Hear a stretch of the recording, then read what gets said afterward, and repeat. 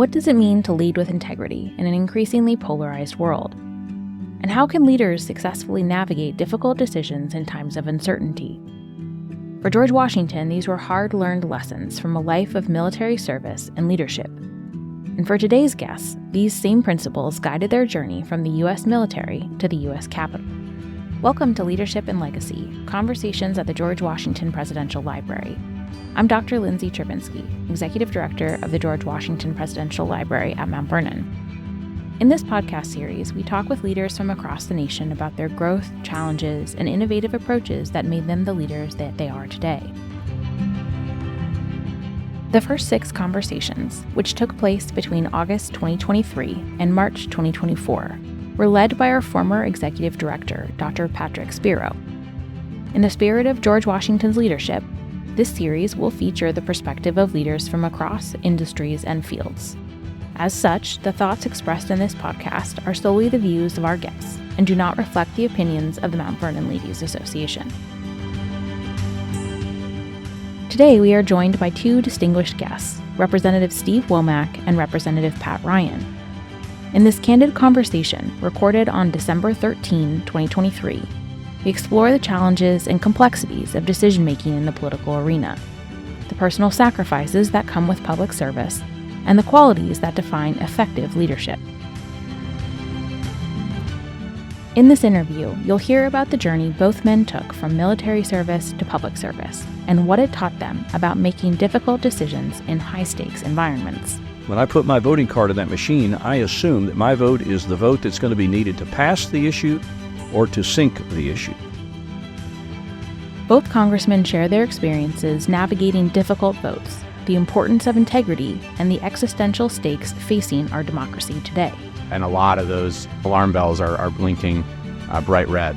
So we need people who both understand the stakes and are willing to try to keep that sense of integrity. And now our host, Dr. Patrick Spero, former Executive Director of the George Washington Presidential Library at Mount Vernon. So thank you, Congressman, for joining me today.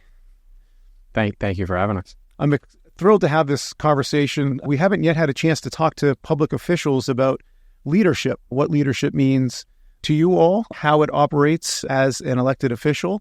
So really excited to learn about your lives, your careers, and your perspective on leadership, which is something that is so vital to our country today. So I start all these podcasts with the same question that I asked my guest, and I've never had 2 people at the same time. So I want to do something a little different to start today. Congressman Ryan, could you leave the room for a second so I could ask Congressman Womack this question, and then I'll ask you to come back in and see what your answer is. Sure. Just sat down. I'll be right back. So, Congressman Womack, I want to do a thought experiment. If you're teaching a 5th grade English class and you're teaching them vocabulary, and one of the words is leadership, how would you define leadership? It would be similar to what many other leaders have used to define leadership, and that is to always take the harder right over the easier wrong. I mean, that's one definition of it. To me, though, leadership is more broad than that. In my leadership philosophy, I think sums it up and explains, a lot of people have written books about this stuff, large books, made lots of money about it. I used to teach it. But I sum my leadership philosophy up in a couple of short sentences. And it says, lead by example and lead from the front, because there you cover 2 of the most important things about leadership. And I know we're getting a little bit away from definition, but to set a good example, to have personal integrity, demonstrate courage, just that entire leadership spectrum of qualities that you look for in leaders is all part of that lead by example piece of my philosophy. The other part's a little more difficult, and that is leading from the front, because I'm a big believer that leaders become the face of the organization that they lead, and the only place you can be in the formation, if you will, is in front, because it's there and only there that you can affect two very important parts of the two important features of that organization, and that is timing and direction, where you can make decisions that allow the organization you lead to do what is right when it is right, and to be able to lead it in a certain direction that you can see, not necessarily literally, but as events begin to unfold. So it's kind of lead by example, lead from the front. And then on the back side of my challenge coin, I've got 4 qualities that I always try to emulate when faced in leadership decisions: duty, honor, courage, and service. So I think in that span of information you can glean that leadership is pretty important to me, and I feel critical to the future of any organization if indeed it wishes to be successful. And it won't make any difference whether it's a Sunday school class or the United States Congress. It demands good, sound leadership. That's great. And I can't wait to talk more about how leadership operates in Congress and also as an elected official, how to lead from the front while also having constituents. So let me ask Congressman Ryan now to rejoin us and see what he has to say. And you get to listen to his answer. Oh, I get yeah. So Congressman Ryan, I'd like to ask you the same question. If you were asked to teach a 5th grade class, English class, and its vocabulary, and the word of the day is leadership, and you have to define it for these 5th graders, how would you define leadership?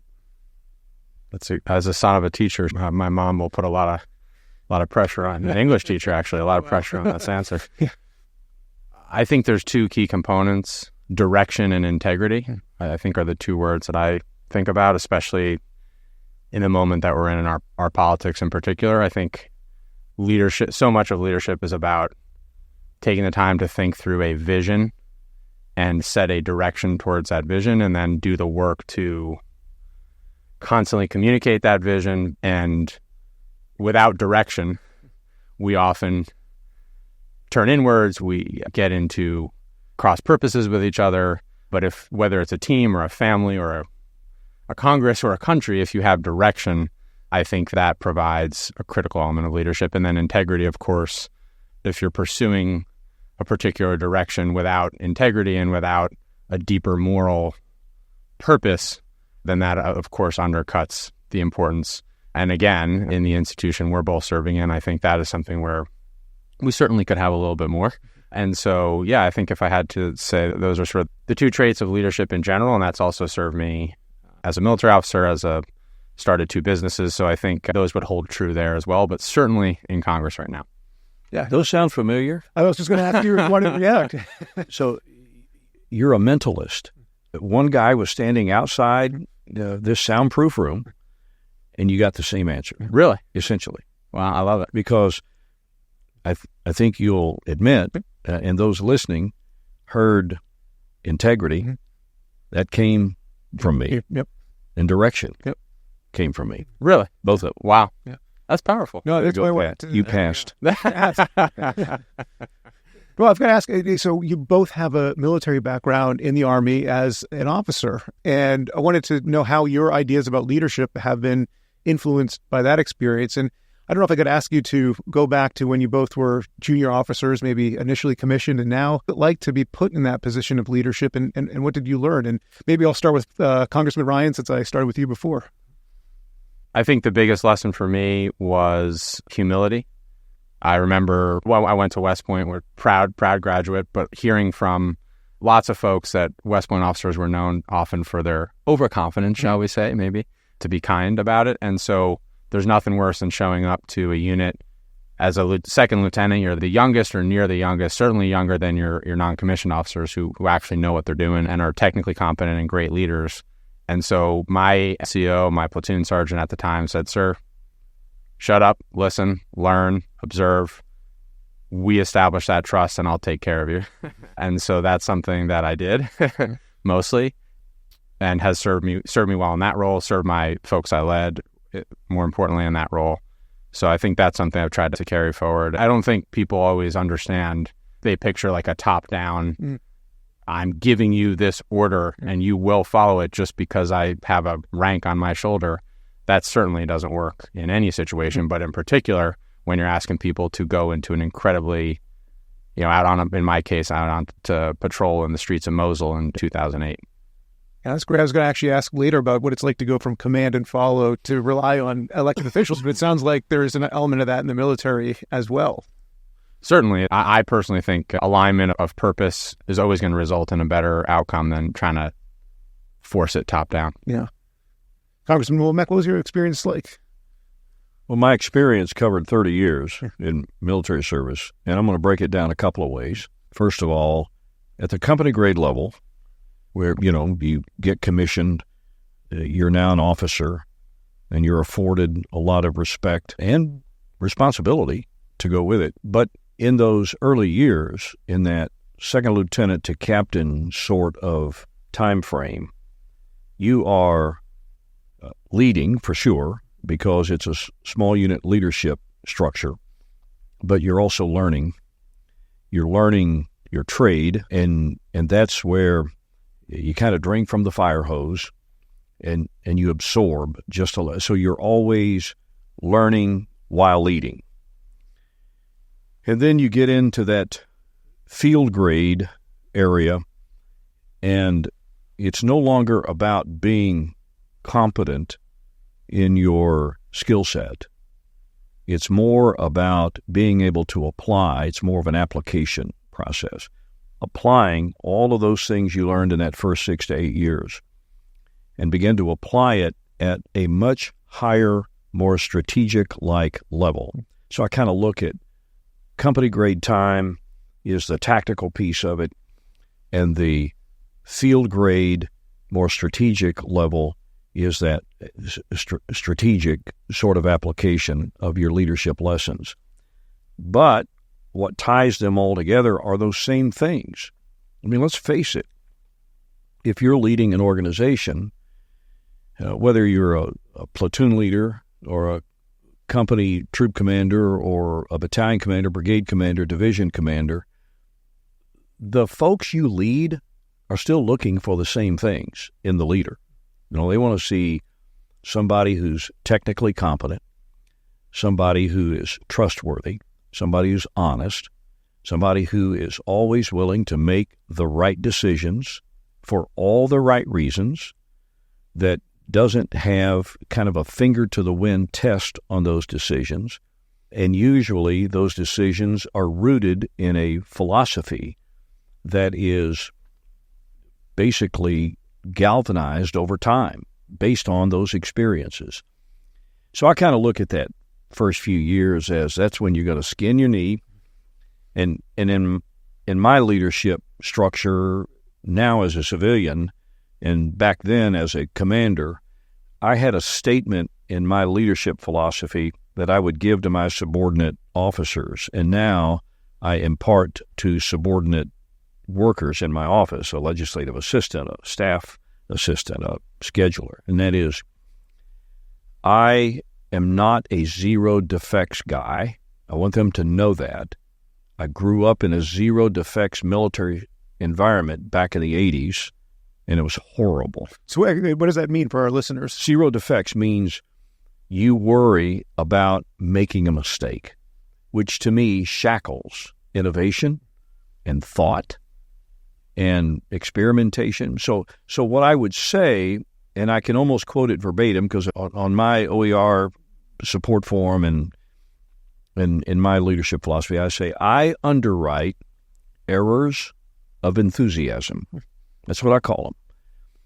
Because I want people that work for me then and now to know that I want them to be creative and innovative, and I want them to be flexible with the times, and I want them to be willing to think a little bit outside the box, because it's a kind of a trite saying, But I do want that, and I encourage that.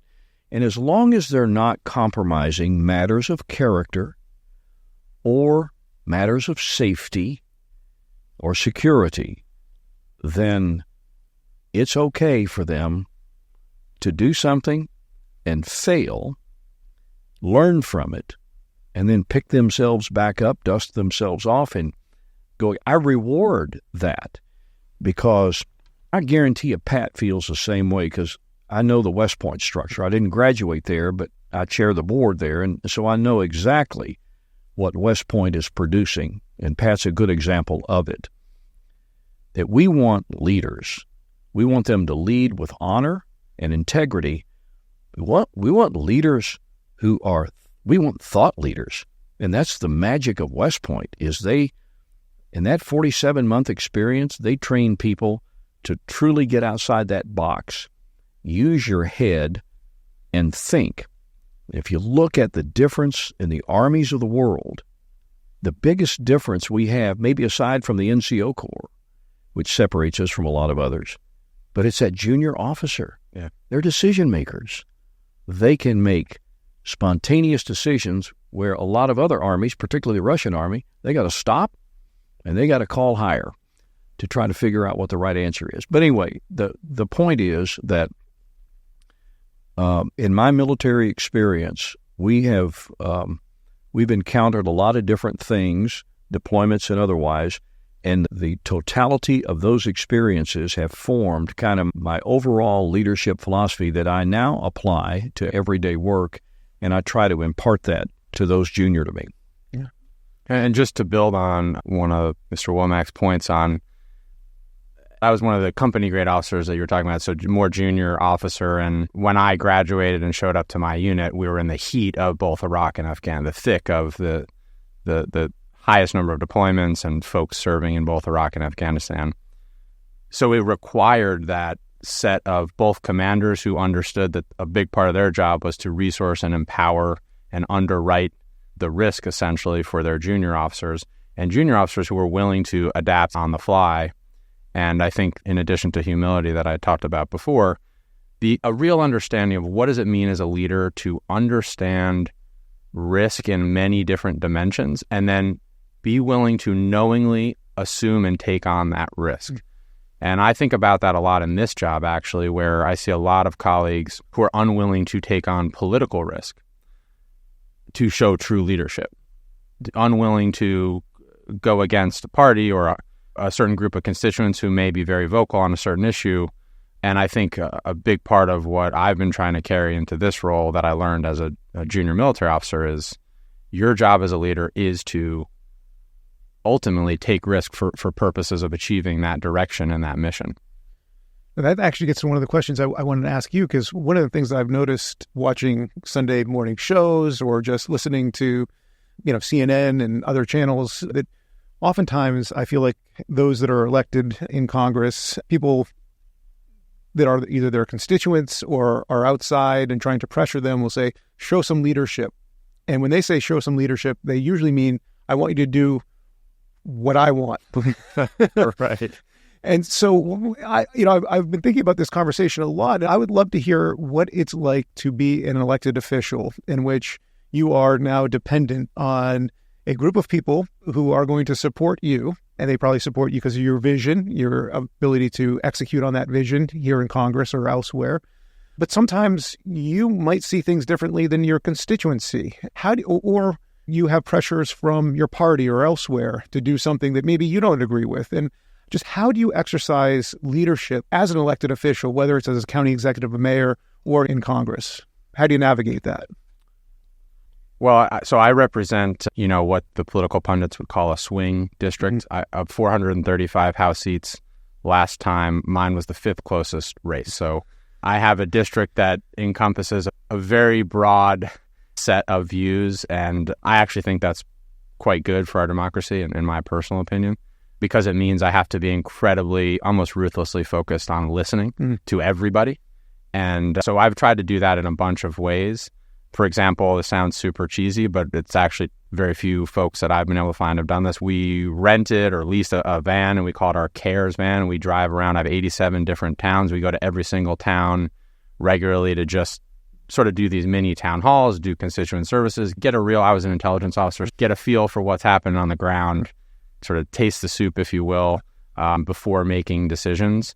So I think a big part of this job is being in constant bidirectional communication with all of the different folks in the district. I think where people often can go wrong, and I'll put myself in this category too, is losing sight of the fact that those about 800,000 constituents are the people that matter, not a lot of the other forces that swirl around here, whether that's party, whether that's certain advocacy groups or interest groups, or even as someone who is a military veteran, represent West Point in my district, I have to remember I can't get too biased towards even that institution because I have to think about the whole picture more broadly. So that's how we're trying to think about it. How do you navigate it? You know, Pat talked in one of his answers a minute ago about the dimensions of risk, and I totally agree with him that there are many dimensions of risk as an elected official because your job is now dependent. It's not pleasing a commander above you. It's pleasing a constituency that is, in many cases, very fractured. And in his case, I mean, like 50-50 when you think about it. And in many respects, that makes his job easier but harder because he's got to think in two dimensions. He's got to be able to think about the party he represents and the fact that there is a thing called a primary. He's also got to think about the general election, the great contest of ideas, should he become the nominee. And in my case, it's different. And I think I can get away with saying this because it's the truth, that I'm not in a district like Pat's. I'm in what is the partisan voting index of my district has been a PVI of 19, a Republican-favored district. And a Republican has represented my seat since back in the 1960s. And there is no sign that I see that suggests that it's going to be represented by somebody other than a Republican in the foreseeable future. Now, that could all change, but that's just been the history of my district. So it adds to the leadership challenge for someone like me because the easy path for me is just to do what the hard right always wants you to do. And many of my colleagues from similar districts do just that. They just vote according to what that party demands. I look at things a little differently, and part of it's, Pat's a young guy, so he's not 60, almost 67 like I am. But I look through a little different lens now than I would if I was, say, 40. And that is, I look more at what my legacy is insofar as saving this republic, and a lot less about what's going to get me elected. If I happen to get beat in a primary election and go home, the worst possible thing that's going to happen to me, other than maybe having a bruised ego for about 24 hours, is I'm going to spend a lot more time with my grandkids. And I'm not going to miss a lot of stuff that I miss today. So I look at my work through a little bit different lens. But it does challenge you because if you're interested in continuing to serve and continuing to make a difference, you certainly want to get reelected. But in my case, it's all about prevailing in a primary, which means sometimes you're going to be asked to take some tough votes. And you can either go with the politically expedient if it's different from what you believe is the right course of action. And I like to choose the right course of action. So it kind of puts me at odds sometimes with a lot of the people that are going to elect me. So to your question about how do you reconcile that when, and it's based on what the context.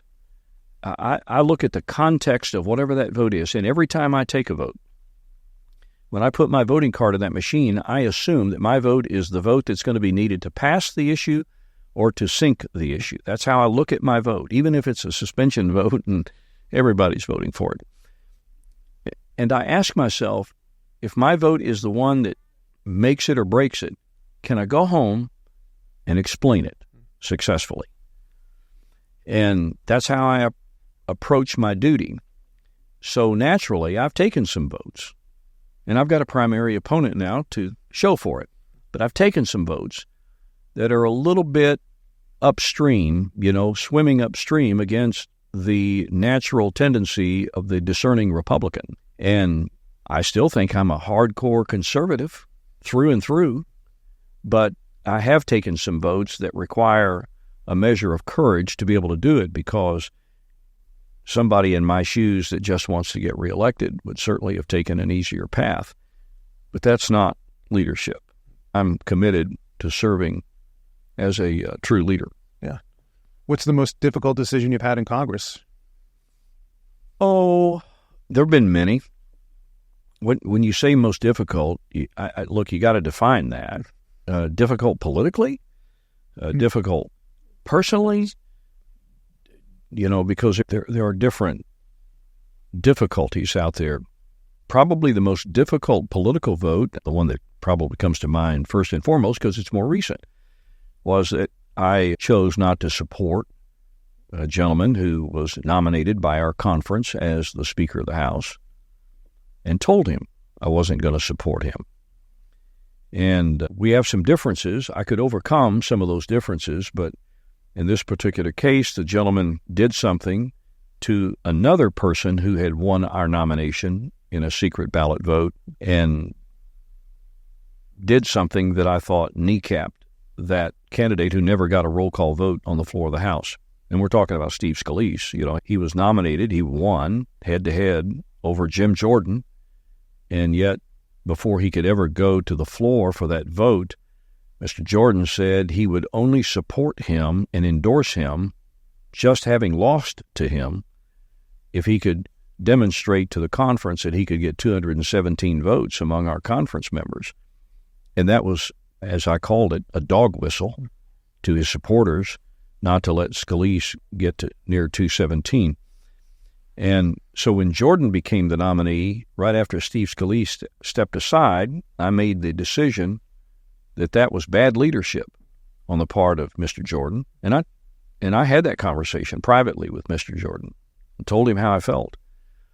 And I told him it was a disqualifying move for me, but still unpopular with a lot of people who are, hardcore conservatives in my district. But I tried to explain to them, and I still explain to them, that there are qualities of leadership that I think are requisite to becoming the Speaker of the House. And I just thought that he fell woefully short of that standard, which is why I chose to oppose him each of the 3 times that a floor vote came up. And I'm still paying a political price for that, which is okay. I didn't get into this job just to get reelected. And so that's one of those, that's probably the most contemporary. Yeah. There have been others, but and there will be more to come. Yeah. Congressman Ryan, your most difficult decision since you've arrived? I've been serving a little over a year now, so I don't have as many of those moments. Actually, sort of interesting way, the Democratic Party, which I'm a member of, is in the minority now. So in many cases, it's a different set of, from a making political decisions perspective anyway, different set of decisions there. So there have been a few tough votes from a political perspective, but I've been pretty clear-eyed on all of them. I actually think probably the hardest decision I've had to wrestle with around this job so far is, and I've only been doing it a year, do I want to keep doing it? I mean, it's as someone who, I have 2 young kids, I have 2-year-old and 4-year-old little boys. My wife has a very busy and important job as well. I love our country. That's why I was willing to sign up and risk my life to serve the country in uniform. I believe in our democracy, and I think in a way, to those that believe in it most, it's the hardest to watch right now, to see it not functioning in the way that our founders intended and our constituents expect and deserve. And to wrestle with that, particularly when I know it's incredibly hard and combative, I am going to continue to do it because I think we are truly at an existential moment for our democracy. And I do not say that lightly, and I don't say it for political hyperbole. I say it as I think a patriot, really. And I think patriots have to look at what's happening right now and realize we're at or approaching one of the most politically dangerous moments, certainly I would say since leading up to the Civil War. And a lot of those same alarm bells are blinking bright red. So we need people who both understand the stakes and are willing to try to keep that sense of integrity. And, what Steve just said about that hard vote he took on the speaker is a perfect, in my opinion, perfect example of that, where every political incentive would have been for you to vote the other way. And there were a small set of people on the Republican Party who didn't. And I don't think it's coincidental that a large number of them were those that have served our country in uniform, who have a deeper sense of what it means to be a patriot, to be a servant leader. Experience leadership like never before at the George Washington Leadership Institute. Inspired by the timeless lessons of George Washington, our programs focus on critical skills like effective communication, emotional intelligence, adaptability, strategic vision, and character-driven leadership. Immerse your team in a journey through history while equipping them with strategies to navigate today's complex challenges. Join us at the beautiful George Washington Presidential Library at Mount Vernon for half-day or full-day sessions, or customize a program to fit your needs. Visit gwleadershipinstitute.org to learn more. That's great. And in fact, it brings me to the question that's come up in the course of this conversation in a number of different ways. So you referenced the Civil War. Historians have debated for a long time, what were some of the causes of the Civil War? And one of the arguments has been it was a lack of leadership. They didn't have the political will, the vision to confront issues, and as a result, fragmentation and eventually the Civil War. The other thing that came to mind just now is the fact that when historians have looked at who supported the Constitution, overwhelmingly it was those who had served in the military under Washington in the Continental Army. And part of that has to do with sacrifice, a belief that they were serving a larger cause, and also a vision of a nation that was based on union and united, not fragmented by states, which is how many people thought at that period of time. So the question that has come to mind now is, what can we do as a country to improve leadership, to teach leadership? You both have had this experience in the military that has inculcated these values. You have shared them with your staff, but in the wider world, how can we have Americans think about leadership in the same way that you all do? I think we have to do it at an early age. Mm-hmm. I think it's part of our educational process.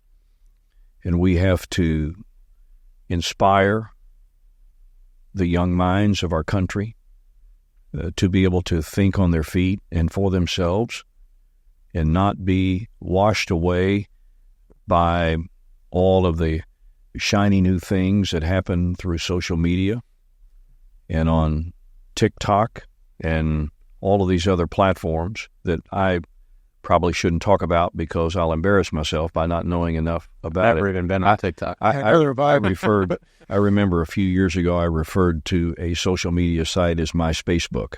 I got corrected pretty quickly. But I do think we have to get to the young minds. And you asked earlier about defining leadership to a fifth grade group. I speak a lot, and I would believe that Pat does the same thing, to young audiences. I go to schools. My staff knows when I go home, when school year's underway, I want to get into classrooms. And I don't go to the classrooms to do brainwashing for a political incentive. I go to these classrooms to talk about the very things that we're talking about here. And what I believe are the pillars that will give a young person a reasonable shot at success, no matter how they define success. And there are two questions that I encourage fourth, fifth grade and up to consider asking themselves, to confront themselves with. And they're both very simple questions. And from time to time, they're going to be in a position where they're going to have to ask themselves this question. The first question is, why? And if you look at and Pat's well aware of the 5-paragraph operations order that we all trained under. And it's paragraph 3, the execution paragraph of the 5-paragraph operations order that starts with the commander's intent. This is what the commander is wanting to do and why. It's the task and the purpose. And I think kids today need to understand why.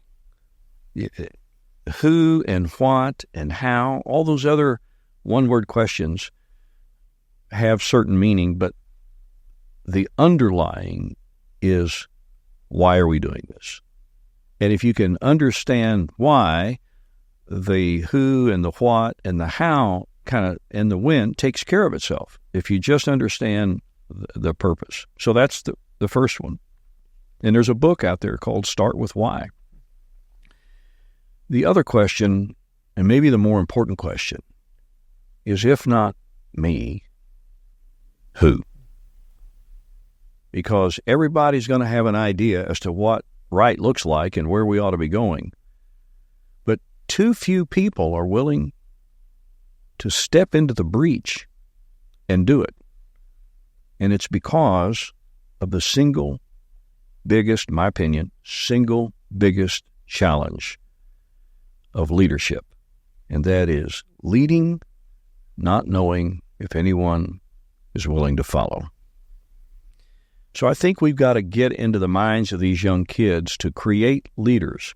And if you do, you can solve for some of society's biggest problems on the mental health stage, on the substance abuse stage, on the sexual assault, sexual harassment stage. If you can train young minds to lead and to be willing to step away from their peer group, then some of society's biggest challenges can be solved just by helping kids become better leaders.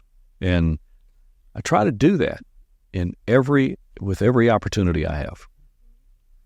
Yeah, and I think that I love those two questions. And to your question that precipitated that great answer, I think a lot of history in general, and certainly American history, is cyclical.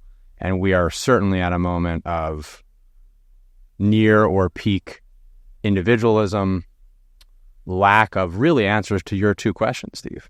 With the answer being why I don't care, or why should I take that time? And more importantly, to your second question, the answer is, well, somebody else will do it, I guess, because they always have. And I think as you see, in my case, my grandfather's generation who served in the Pacific in World War II and earned the Purple Heart, that generation, they knew the answers to those questions because they had seen it up close and personal. They had seen what the stark choice was, just like in the early days of the Republic, they knew starkly the answers, and that fades over time. So it's our duty and obligation to do everything we can to pass that along and to inspire, but it's hard because we all view the things through our own lived experience first and foremost. I believe from a legislative and congressional perspective, and this is something people always talk about and we haven't been able to move, a program of national service. You could debate whether it needs to be mandatory or not, but a true nationwide program that gets it right on motivating and compensating folks that do this in a way that makes it achievable in today's economy, that's the game changer. I mean, the experience that I had as a young 22-year-old getting thrown in with a group of people from all over with a tremendous amount of differences and having to realize there's actually great strength in those different viewpoints and experiences, and leadership is bringing them together rather than focusing on those differences and cleave points. That sounds easy, but is incredibly hard. And the only way I know to do it is to actually do it. So expanding programs, not just for military service, but to bring healthcare providers to rural communities like mine where we desperately need them, to bring more teachers to underserved communities, both in cities and in rural areas. I mean, it's such a no-brainer to me, but every time we try to get it moving, it always comes back to a cost argument, which I understand in theory, but man, I mean, talk about the best return on investment you could possibly get. It's literally our future. So that's something that I'm hoping, and it almost sounds naive in today's politics, to really push and really try to build more support. I was just going to say this, that there is, for individual people matriculating through the public education system or whatever education system they're in, there seems to me to be a vulnerable time frame, and I'm just going to take like 18 to 22. Just think about that age time frame. Pat Ryan, during that time frame in his life, was at West Point. So he was in a highly regimented, disciplined, structured routine for 47 months. Some of his peers, not all, but some of his peers, were wandering around the world aimlessly. No real direction in life. And that time frame was lost, never to be recovered. And so there's a stark difference between what Pat was experiencing at that time, me too, in college, versus those who didn't have any direction and were just kind of trying to feel out life. And, in some cases, they're still trying to figure it out. And I think we've got to, that's why I think reaching into these minds at an early age and helping them understand not to have a gap in their life where they just kind of lose touch, because it can cause them to be on a path that is going to be far less successful than if they were to have some kind of a structure. Now, in Arkansas, our governor, Sarah Sanders, Mike Huckabee's daughter, championed some changes in our education system that now mandates this, in part, a requirement for kids coming through high school. They have to have some kind of service requirement. I believe that will pay dividends for us to be able to look back and find out that these kids, at a very important time in their life when they're experiencing things, are having a requirement now that they got to go do some public service, that they've got to be productive in their lives at that teenage time frame. So there's a lot of potential out there. I just don't want us to lose. I don't want to create gaps in lives that cost people an opportunity for, shall we say, the light to come on. And if we can do that better, then I think the country wins as a whole. Now, we'll say one more thing, and then we'll go back to your questions, and that is, why do military people seem to do better at this leadership thing? And I think it goes back to the fact that when they took the oath, basically they were consigning everything for something bigger than themselves, to include life for country. And when you make a commitment like that, all of the stuff that Pat and I have to deal with in the halls of Congress, and that's not life or death, maybe politically, but we've made a commitment for something far bigger than that. So the risk to us is much different than it is to somebody who never served their country in uniform, by and large. And that actually brings up a question that popped into my head in terms of your idea of service, which is, imagine a national service program in which individuals from around the country are brought together, different backgrounds, economically, socially, ethnically, racially, into these service programs. What do you think today unites them together? Well, we have it in some forms, including our military, and there are some other great service programs. Peace Corps is a great one, and a lot of others. What I think unites them is the immediacy of the situation they're in, the discrete and concrete task or mission that they're given as a team, whether that's, whatever it may be, in the Peace Corps, building a well in whatever country, or in our case, going out on a patrol in Iraq or Afghanistan. It's less actually what you're doing, in my opinion. It's more that you have a clear mission and purpose, and that the only way you're going to solve that is with this team. And you are completely, to Steve's point, sort of surrendering yourself as an individual to a team and to a mission and purpose that is noble and has real moral, bedrock upon which it's built. And that again, can be broadly defined, and that just makes the world of difference. And it's incredibly frustrating to me that it's hard to do anything at scale. But man, this is the United States of America. We should be able to figure out how to do something to this effect. But what would unite them as Americans today? Well, I think, so when, I think it would be that experience. You start with that concrete, specific set of tasks, and then you realize as you get older and more mature and you can do some of this sort of education through the program, oh, wow, that actually feels pretty good to do something selfless and to be a servant leader.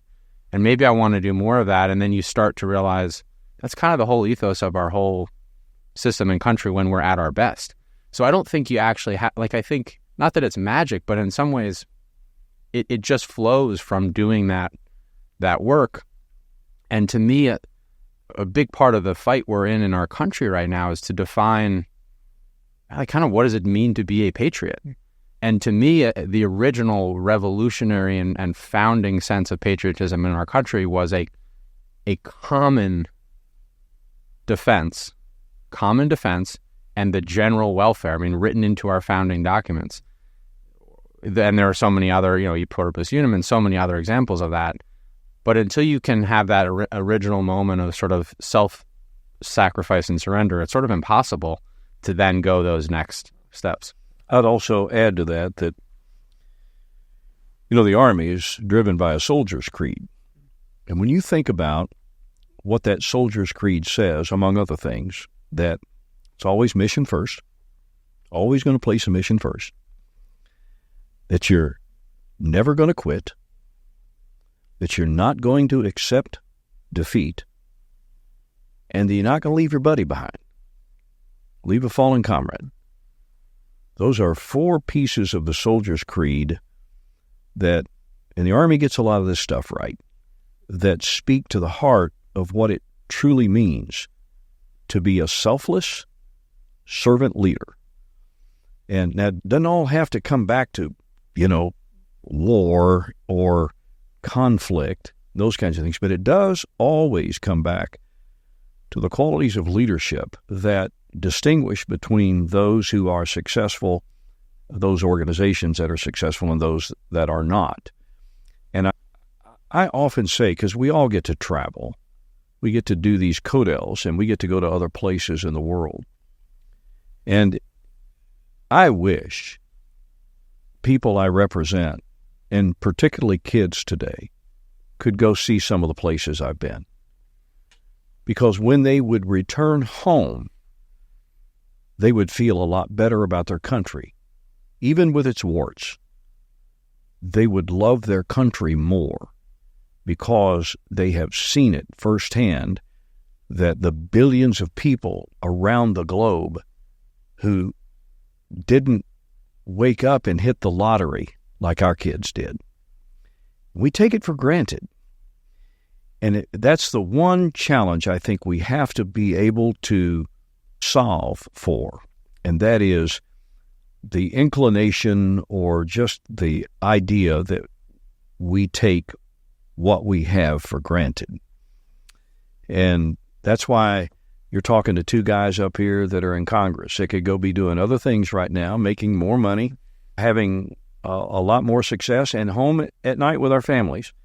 And that's why these 2 guys are up here in Washington, D.C., trying to help this country be that more perfect union that Lincoln talked about. That's great. I do want to talk about what it's like to be in Congress and leadership within Congress. We've talked about what it's like to be a leader, an elected leader, a public servant. But you're relatively new to Congress, and you come into this new organization. I don't know if you want to talk about what it looks like to have leadership within Congress itself, how that actually functions. I think a lot of people watch on the TV and are trying to figure out how is the sausage actually made. So how does leadership function within the House as an institution? And do you have any ideas for how it could function better? I'll be very blunt. In my limited experience, there is no leadership, truly. I mean, and I don't say that lightly. Why is that? In every dimension. There's, at the committee level, with some notable exceptions, certainly. I'll say particularly in my party, the Democratic Party, folks often put in charge of those committees are there because they're going to be loyal to the party leadership more so than a larger purpose or mission. Same in informal work to build support for a bill. It's often incredibly hard. So I've looked around and seen folks like Steve and his party and a few folks in mine that are not operating by that playbook, which really places heavily party loyalty and even individual loyalty to a specific party leader above a lot of other things. And you need to do that to a certain degree because ultimately you need built-in support for anything you want to advance, and I understand that, but there needs to be more balance in that direction. I've looked around and there have been some moments where someone stands up and speaks with real moral clarity and purpose, and everyone looks around, they're like, oh man, I wish it was like that every day. I wish it was like that on every vote. I wish it was like that in these committee hearings, but that is the exception right now. And I think that, to me, the solution kind of to how to fix it leads to a lot of what we're talking about here, which is it's at an individual level. We need to have people here who have the priorities right in terms of country over party, constituents over self, mission accomplishment over re-election. Easy to say, incredibly hard to do. There are a few groups out there right now trying to do this in terms of recruiting candidates from both parties who have this servant leadership ethos. There's a caucus that Steve and I are part of called the For Country Caucus that tries to literally put country over party, mostly military, maybe exclusively military veterans, I think it is for that caucus. So it's happening, but it's by exception, and that is it's actually infuriating to me that is how things are functioning right now.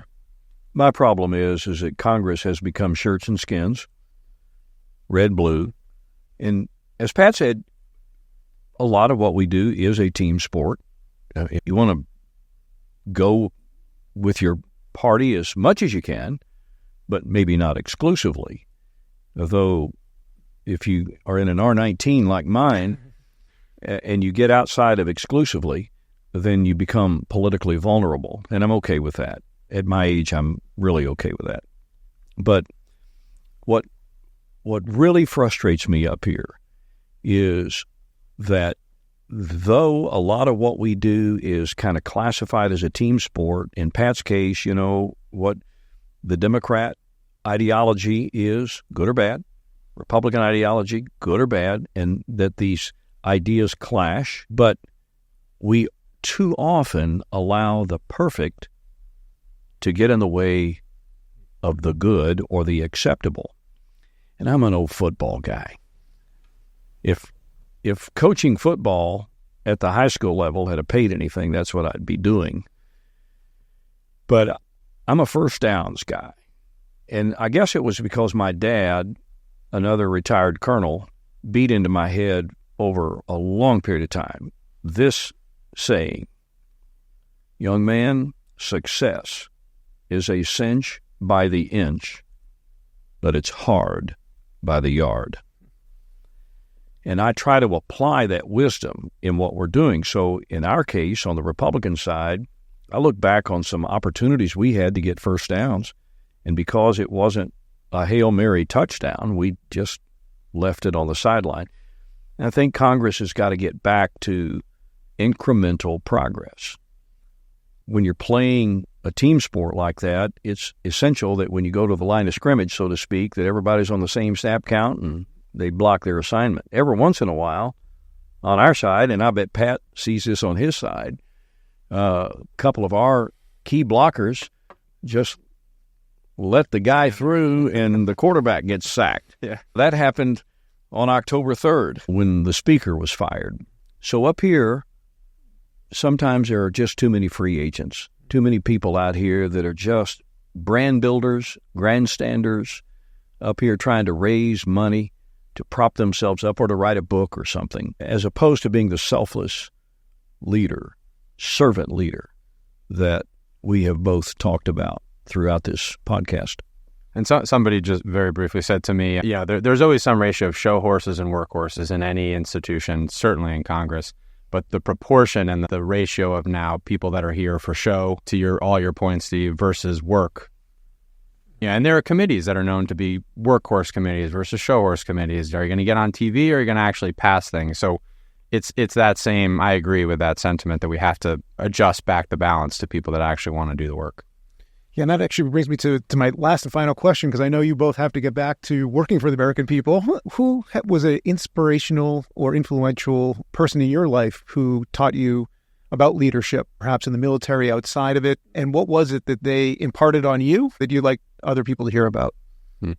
Clearly my father, who just turned 89, hardest working man I know, self-made person, picked cotton to buy school clothes growing up on a rural farm without electricity, without indoor plumbing, back in the 1940s and 50s.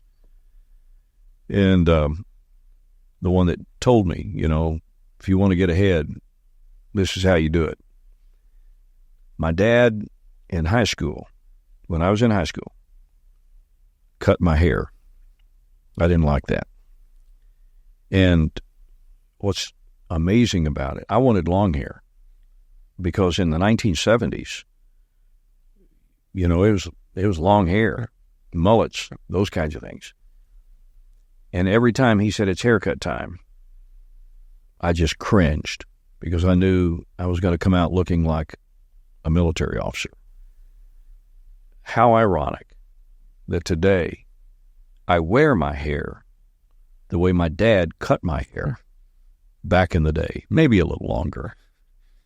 But the message there that I could not see at the time was one of discipline, and one of, you're not going to be just guided by what everybody else is doing.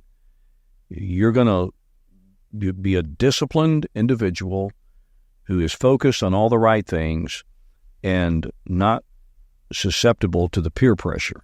And, I still didn't like the fact that he cut my hair back in the 1970s, but I am eternally grateful that those lessons of life I got to learn at 14, 15, 16, 17 years of age that some of my peers never learned. And so I'm grateful. So my dad would be the first guy that I would throw. And then, we've read about, studied, and operated with a lot of other really great leaders. And I could start naming names here, and I won't. But there have been many that we have all tried to absorb some of their lessons learned over time. I just have to say my father was probably the guy that had the biggest impact on me personally and professionally. Yeah, on a political level, I have the FDR Library, Presidential Library and Museum is in my district in the Hudson Valley. And so I've spent a ton of time actually physically holding some of the original marked up drafts of particularly FDR's For Freedom speech, which I think is incredibly of the moment we're in now, actually, in many ways. But on a personal level, similar to Steve, it's actually my grandpa, who I think I mentioned briefly earlier, was 17 at the time of Pearl Harbor, ran to the recruiting station, fibbed about his age so he could join the Navy, and was actually on the USS Callahan, the last U.S. ship sunk by a kamikaze pilot at the end of the Pacific, clung to debris for almost 2 days, never talked about it. I learned all this from his shipmates after he passed, actually, who wrote a book. So certainly that military service, but then he came home to my hometown, Kingston, New York, and served as a local alderman in the city of Kingston and very involved in the community. He was actually a staunch conservative politically, but someone who just loved our community, loved our country, and was just a loving person in general. So very fortunate to have him as my sort of personal and leadership role model. Great. Well, thank you all for taking this time. Thank you. Thank you for Honored to be with you. Thank you. As we navigate these turbulent times, Representatives Womack and Ryan highlight that the need to uphold democratic values and serve the public good remains paramount. Next time, from traditional warfare to emerging threats in cyberspace, General John Allen describes the necessity of balancing technological advancement with ethical oversight. What happens if our military isn't aggressive in adopting AI when all of our enemies are? And that's not insignificant consideration, frankly. But more broadly, I think AI is one of the great technological breakthroughs of the modern era, not just the 21st or the 20th century, it's the modern era. Leadership and Legacy, Conversations at the George Washington Presidential Library is a production of the Mount Vernon Ladies Association. This podcast is hosted by Dr. Patrick Spero and Dr. Lindsay Chervinsky. Our executive producers are Dr. Ann Fertig and Heather Soubra. We would like to thank today's guests, Representative Pat Ryan and Representative Steve Womack, for joining us. To learn more about Washington's leadership example, or to find out how you can bring your team to the George Washington Presidential Library, go to www.gwleadershipinstitute.org. Or to find more great podcasts from Mount Vernon, go to www.georgewashingtonpodcast.com.